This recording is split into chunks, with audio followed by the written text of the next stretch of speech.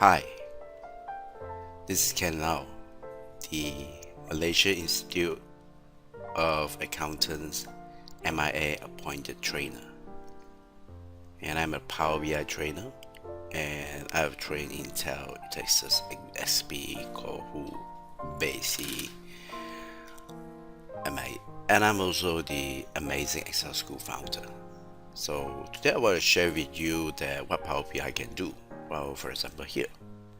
Now, you can analyze your products, the average price. So, for example, this is a bicycle shop and it has a lot of product items. So, these are the product codes.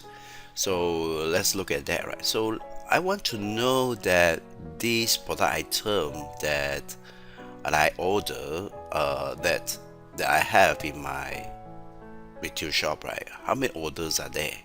And what's the average price that I'm talking about, right? So is there an increase of our average price?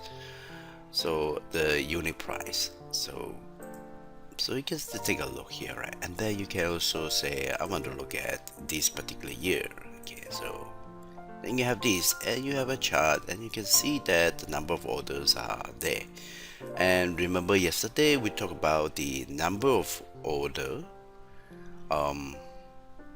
Okay, so it's right here, right? Let's click here, and the number of orders is actually using the distinct count, right? I talked about it yesterday also in the last video. So this finding out the average, it seems like a simple thing, but if you understand that I talk about it in my this the tutorial, these articles on data granularity, right? Then you will know that this is one of the way that you can reduce the data complexities. Okay, well, if you study this well. So here is the trucks, and you have 1,000 refrigerators, semi trucks, and then you or over times you have a lot of data. So how do you find something that is most interested in, right? So you use daily average for each truck. You're not going to read, not going to interested in every single hour or single minutes of their temperature. You want just their average. So yes. So how do you get the average? That's it.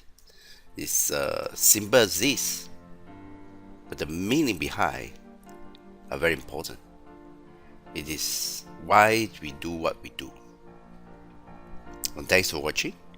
I hope this gives you a better understanding of why we write our average DAX function. Thanks for watching. God bless you. God bless Asia.